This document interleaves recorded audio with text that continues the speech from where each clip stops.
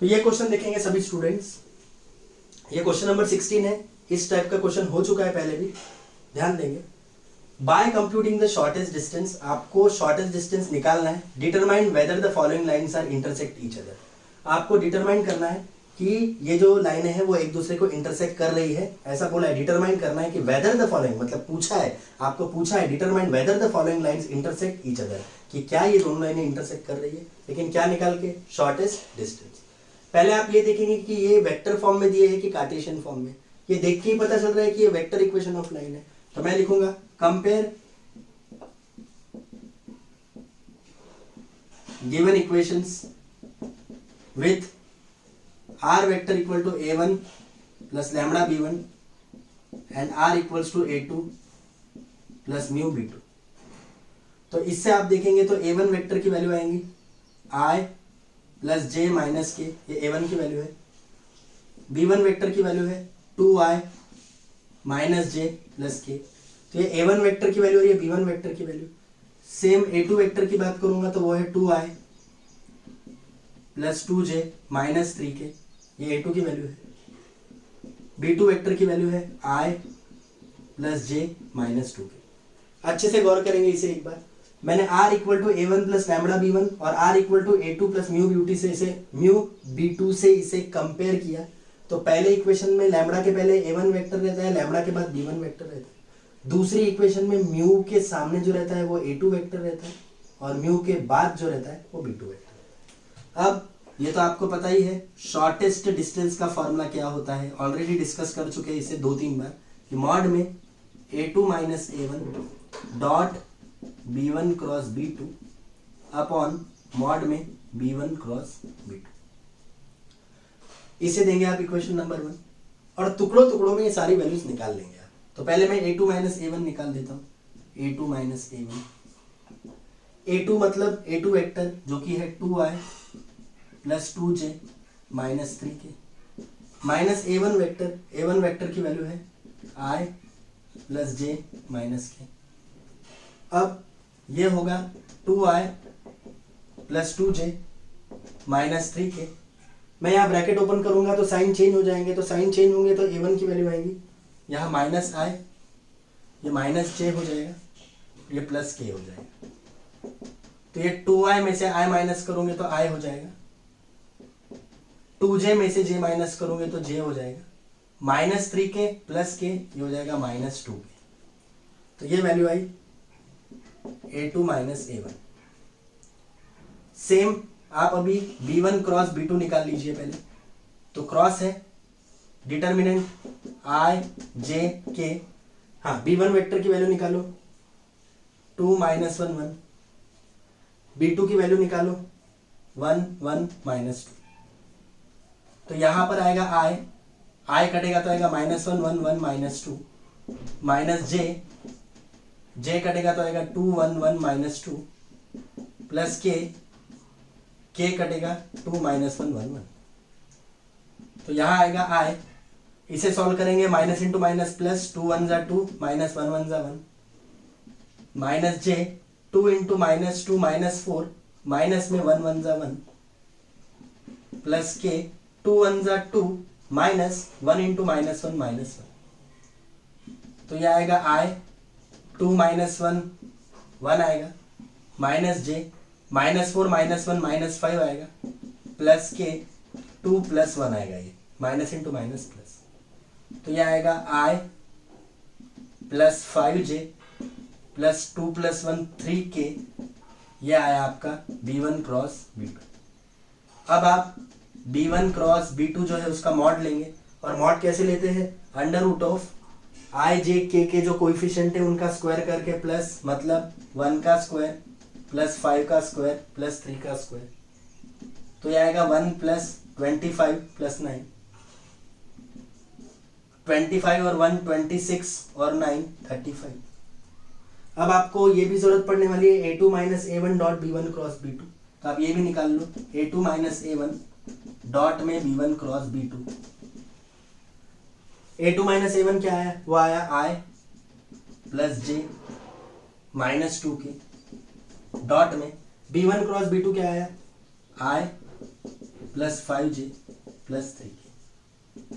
अब इसका आप डॉट प्रोडक्ट निकालो। कैसे निकालते डॉट प्रोडक्ट? i वाला i से इंटू, मतलब 1 इंटू 1, j वाला j से इंटू 1 इंटू 5, k वाला k से इंटू -2 इंटू 3। तो यह आएगा 1 1 1 जा 1 प्लस 5 1 जा 5 -2 3 जा 6, मतलब 6 माइनस 6 0। अब मैं लिखूंगा इक्वेशन 1 बिकम्स, 1 है शॉर्टेस्ट डिस्टेंस। अब जरा देखेंगे mod a2 minus a1 dot b1 cross b2 की वैल्यू हमारी आई 0 या 0 लिखूंगा, अपॉन b1 क्रॉस b2 की वैल्यू रखनी पड़ती है, और इसकी वैल्यू आई मॉड में √35।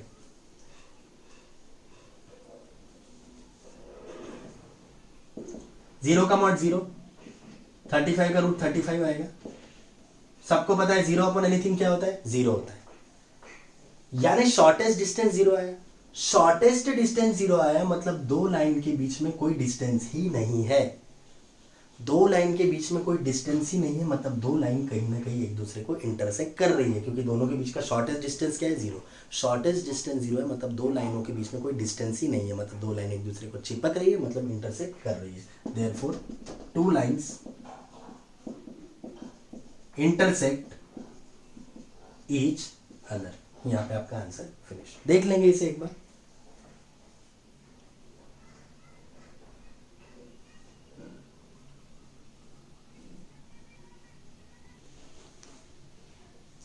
अब आप इस क्वेश्चन की तरफ ध्यान देंगे। ये भी सेम है, आपको ये कार्टेशियन इक्वेशन ऑफ लाइन दी है और बता रहा है, पूछना है, मतलब बताया है आपको, क्वेश्चन में बोला है कि बताओ ये इंटरसेक्ट करती है कि नहीं, शॉर्टेस्ट डिस्टेंस निकाल के बताओ। ये बहुत इजी है, यहाँ शॉर्टेस्ट डिस्टेंस बहुत ज़्यादा लेंथी फॉर्मूला भी लगाने की जरूरत नहीं होती, अच्छे से समझेंगे इसको। 1 इसके अपॉन में कुछ नहीं आने, 1 इसके अपॉन में कुछ नहीं आने। तो मैं लिखूंगा comparing given equation with x minus x1 upon a1, y minus y1 upon b1, z minus z1 upon c1 and x minus x2 upon a2, y minus y2 upon b2, z minus z2 upon c2। आपको compare करना पड़ता है given equation को x minus x1 upon a1, y minus y1 upon b1, z minus z1 upon c1, x minus x2 upon a2, y minus y2 upon b2, z minus z2 upon c2। इससे compare करना।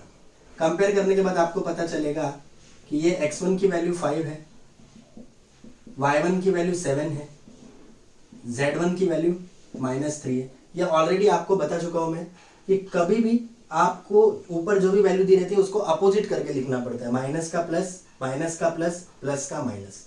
Same x2 की value आएंगी -6 का +6, y2 की value आएंगी -8 का 8, z2 की value आएंगी +2 का -2। पहले इक्वेशन में जो नीचे रहता है उसे a1 b1 c1 कहते हैं, मतलब a1 का वैल्यू 4, b1 का वैल्यू 5, c1 का वैल्यू 5। a2 b2 c2 की बात करूंगा तो a2 का वैल्यू 1, b2 का वैल्यू 1, c2 का वैल्यू भी क्या आएगा? 1 आएगा। अब शॉर्टेस्ट डिस्टेंस निकालने के अलावा मैं आपको सिंपल बताता हूं। मुझे बताइए शॉर्टेस्ट डिस्टेंस का फॉर्मूला क्या होता है? चलो पहले शॉर्टेस्ट डिस्टेंस लिख लेता हूं।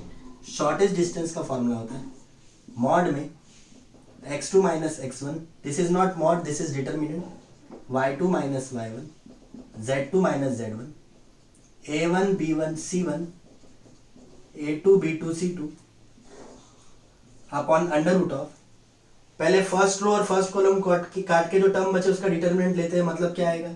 b1 c2 minus b2 c1 का होल स्क्वायर। फिर प्लस लगा के फर्स्ट रो और सेकंड कॉलम काटते हैं और बचा जो है उसका डिटर्मिनेंट लेते हैं, तो आएगा a1 c2 minus a2 c1 का होल स्क्वायर। फिर तीसरा काटते हैं तो आएगा ये a1 a2 minus a2 b1 का होल स्क्वायर। अब इतना सारा फॉर्मूला लगाने से अच्छा यदि ये टर्म 0 हो गया, तो सबको पता है ये टर्म 0 हो गया तो 0 अपॉन एनीथिंग क्या होता है? 0। तो इतना सारा निकालने की बजाय सिर्फ आप इतना निकालो, ये 0 आया तो इसकी वैल्यू कुछ भी आ जाए, 0 अपॉन एनीथिंग क्या होगा? 0। तो आप पहले ये निकालो, determinant x2 minus x1, y2 minus y1, z2 minus z1, A1 B1 C1 A2 B2 C2। Determinant क्या है x2 minus x1, x2 minus x1 आएगा 6 माइनस 5, y2 माइनस y1 मतलब आएगा 8 माइनस 7, z2 माइनस z1 मतलब -3 minus -3, फिर A1 B1 C1 4 5 5, A2 B2 C2 1 1 1। तो 6 minus 5 1, 8 minus 7 1, minus into minus plus होता है तो -3 + 3 0 आएगा, यह आएगा 4 5 5 1 1 1। अब इसे सॉल्व करेंगे तो ये देखो ये 1 आएगा, 1 कटेगा तो ये आएगा 5 5 1 1, फिर -1 कटेगा तो आएगा 4 5 1 1, फिर यहाँ पे 0 आएगा और 0 कटेगा तो आएगा 4 5 1 1। अब इसे ध्यान देंगे अच्छे से। मैं एक बार क्वेश्चन चेक कर लेता हूँ। क्वेश्चन है x minus 5/4, y minus 7/5, z plus 3/5, x minus 6, y minus 8 और कितना आ रहा है z प्लस 2, ऐसा दिया है। मैंने यहाँ कुछ तो गड़बड़ किया हूँ। z2 माइनस z1 चेक करेंगे, z2 -2 है, z1 -3 है, ये -2 है। माइनस इंटू माइनस प्लस होता है, 3 - 2 यहाँ पे 1 आएगा, यहाँ पे 1 आएगा। ये देखो ये -2 था, माइनस इंटू माइनस प्लस 3 - 2 1 आएगा। अब ये कहाँ आएगा, 1 कटेगा तो 5 5 1 1 -1 ये +1। अब करिए सॉल्व। 1 5 1 ज़ा 5 -5 1 ज़ा 5, 4 1 ज़ा 4 5 1 ज़ा 5, 4 1 ज़ा 4 5 1 ज़ा 4। ये 1 5 में से 5 गया 0, -1 ये आएगा -1, ये +1 ये आएगा -1, तो ये आया 0, माइनस इंटू माइनस प्लस, ये 1 1 ज़ा 1 आया, ये -1 आया, आंसर 0 आया। मतलब इसका डिटर्मिनेंट कितना है, 0 आया। और कभी भी इसका डिटर्मिनेंट 0 आया तो दो लाइनें एक दूसरे को इंटरसेक्ट नहीं करती, तो आप डायरेक्ट लिखोगे। ये मैंने बता भी चुका हूँ प्रॉब्लम सॉल्व करते समय कि यदि इसका डिटर्मिनेंट 0 आया तो दो लाइंस एक दूसरे को इंटरसेक्ट करती है, मतलब उनका शॉर्टेस्ट डिस्टेंस क्या आता है, 0 आता है। Therefore two lines intersect each other.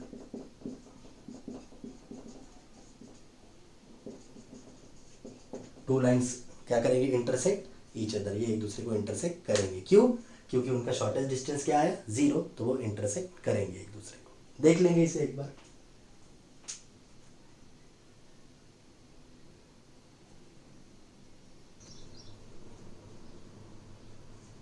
अब इस क्वेश्चन की तरफ ध्यान देंगे।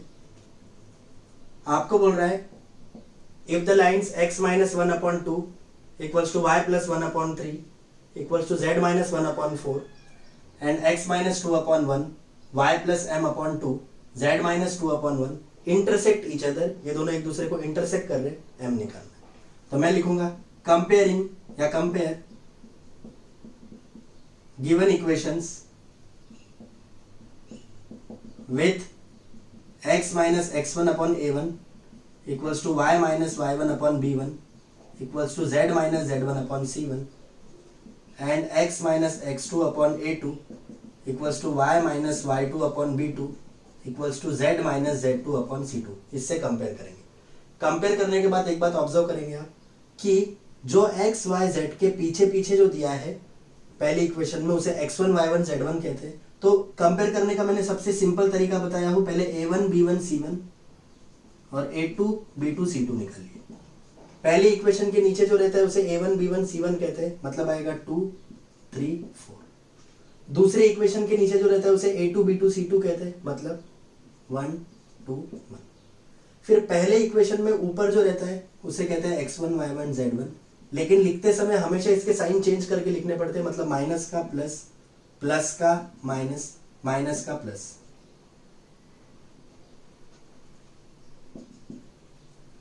उसके बाद x2 y2 z2, x2 का वैल्यू आएगा 2, y2 का वैल्यू आएगा -m, z2 का वैल्यू आएगा 2।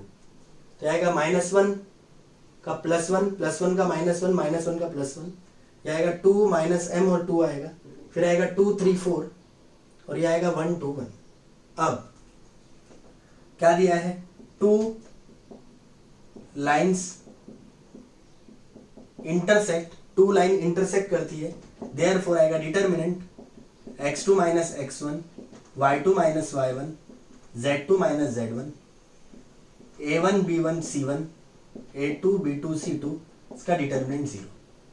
अब मैं वैल्यू पुट कर देता हूं, तो ये देखेंगे डिटर्मिनेंट में x2 माइनस x1 मतलब 2 माइनस 1, y2 माइनस y1 मतलब minus m minus minus 1, z2 minus z1 मतलब 2 माइनस 1, उसके बाद a1 b1 c1 मतलब 2 3 4, a2 b2 c2 का वैल्यू है 1 2 1 इक्वल टू 0, 2 माइनस 1 1, यह आएगा माइनस m प्लस 1, 2 माइनस 1 1, यह आएगा 2 3 4, 1 2 1 इक्वल टू 0।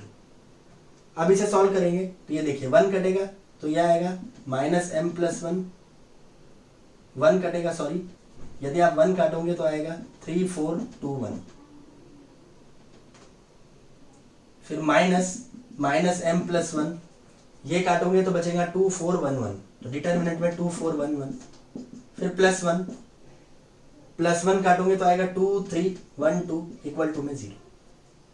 अब इसे सॉल्व करेंगे आप तो आएगा 1 3 1 जा 3, माइनस 2 4 जा 8, यहाँ इसे माइनस ही रखिए फिलहाल, ये माइनस m प्लस 1, यह आएगा 2 1 जा 2, माइनस 4 1 जा 4, प्लस 1, 2 2 जा 4, माइनस 3 1 जा 3 इक्वल टू 0, तो आएगा 1, 3 माइनस 8 होगा माइनस 5। अब यहाँ देखिए ये माइनस m प्लस 1, 2 माइनस 4 होगा minus 2, plus 1, 4 minus 3 1 equal to 0, तो 1 इंटू माइनस 5, यहाँ पे माइनस 5 आएगा।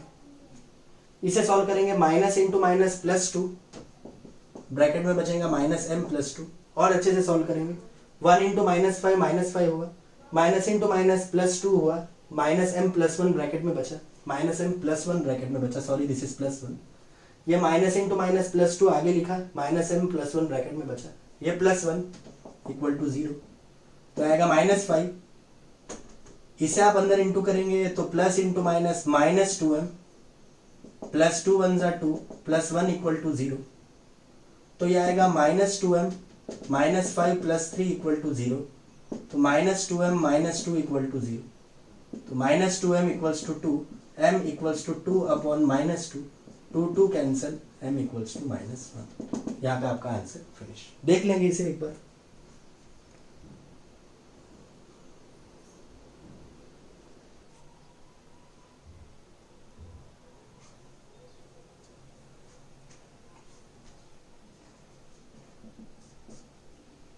इस क्वेश्चन की तरफ ध्यान देंगे। Find the vector and Cartesian equation of line passing through point. अब बताओ, पासिंग थ्रू वाला x1 y1 z1 होता है, मतलब मैं बोलूंगा let line passes through point a -1 -1 2। मैंने कहा find the vector and Cartesian equation of line passes through point -1 -1 2, तो मैंने बोला let line passes through point a -1 1 2। Suppose करो कि लाइन जो है -1 1 2 से जा रही है with position vector a vector, मतलब यहां आएगा a vector equal to -i -j plus 2k। a vector की वैल्यू है -i -j प्लस 2k, और इसी को हम कहते हैं x1 y1 z1, यदि आपको याद होगा तो। अब इसके पैरेलल है, सबको पता है पैरेलल b वेक्टर के रहता है, लेकिन यहाँ b वेक्टर दिया नहीं है, कोई लाइन दी है, तो आप इस लाइन को सॉल्व करके इसका b वेक्टर निकालोगे, क्योंकि हमारा a वेक्टर निकल चुका है तो डायरेक्शन रेशो वाला b वेक्टर निकालते हैं। तो ये लाइन गिवन है, कौन सा वर्ड यूज किया है, पैरेलल। लाइन बताओ क्या दी है, 2x - 2, 3y + 1, 6z - 2। मैं और एक बार बता रहा हूं, find the vector and Cartesian equation of line. आपको वेक्टर और कार्टेशियन इक्वेशन ऑफ लाइन निकालनी है, जो कहां से जा रही है, -1 -1 2 से। जहां से जाती है उसको a पॉइंट माना और x1 y1 z1 उसको कंसीडर किया, और पैरेलल है किसके, इस लाइन के, तो इससे मैं b वेक्टर निकालने वाला हूं। b वेक्टर मतलब कौन सा वेक्टर, डायरेक्शन रेशो वाला वेक्टर। तो इस लाइन को अब मैं सॉल्व करता हूं। यहां से मैं 2 लेता हूं कॉमन, तो यहां बचेगा x - 1। यहां से मैं 3 लूंगा कॉमन, तो यह आएगा y + 1/3। यहां से 3 कॉमन निकला तो y बचा, और यहाँ 3 नहीं था तभी भी 3 लिखा तो ये 1/3 आया। यहां से मैं 6 लेता हूं कॉमन, कहेगा z माइनस 2/6। यहां से मैंने 2 कॉमन लिया तो ये x माइनस 1 आया। यहां से मैंने 3 कॉमन लिया तो y प्लस 1/3 आया। यहां से मैंने 6 कॉमन लिया तो यह आया z माइनस 2/6। अब ये होता है 2 1 जा, ये होता है 2 3 जा, तो यह आया 2x minus 1 3y plus 1/3 6z minus 1/3 ऐसा आएगा। अब आप इसे डिवाइड करो तो मैं लिखूंगा डिवाइड इक्वेशन बाय 6। ये जो इक्वेशन है उसको किससे डिवाइड करो, 6 से, तो ये आएगा 2x minus 1/6 3y plus 1/3/6 6z minus 1/3/6। मतलब मैंने यहाँ पे हर टर्म को 6 से डिवाइड किया क्योंकि 2 3 6 में सबसे बड़ा 6 था, एलसीएम 6 है। तो 2 1 जा 2 3 जा 3 1 जा 3 2 जा 6 के साथ 6 कैंसिल, तो ये आएगा x minus 1/3 y plus 1/3/2 z minus 1/3/1 ऐसा है। इससे डायरेक्शन रेशो निकल जाएंगे। तो सबको पता है नीचे जो रहते हैं उसको डायरेक्शन रेशो कहते हैं, तो मैं लिखूंगा direction ratio of above line आएगा a का वैल्यू 3, b का वैल्यू 2, c का वैल्यू 1। देयरफॉर b वेक्टर का वैल्यू आएगा 3i plus 2j plus 1k, मतलब k 1 नहीं भी लिखे तो चलता। तो डायरेक्शन रेशो से बनने वाला वेक्टर b वेक्टर होता है। तो हम लिखेंगे vector equation of line r vector equal to a vector plus lambda b vector. So r vector equal to a vector. a vector का वैल्यू क्या है, a वेक्टर का वैल्यू है minus i minus j plus 2k plus lambda. b vector का value है 3i plus 2j plus k। तो r vector equal to a vector plus lambda b vector, ये a vector का value है। a vector का value है minus i minus j plus 2k plus lambda. b vector का value है 3i plus 2j plus k। ये आया। अब कार्टेशियन इक्वेशन ऑफ लाइन निकाल देता हूं, तो मैं लिखूंगा Cartesian equation of line x minus x1 upon a y minus y1 upon b z minus z1 upon c। तो यहां आएगा x माइनस x1 का वैल्यू माइनस 1,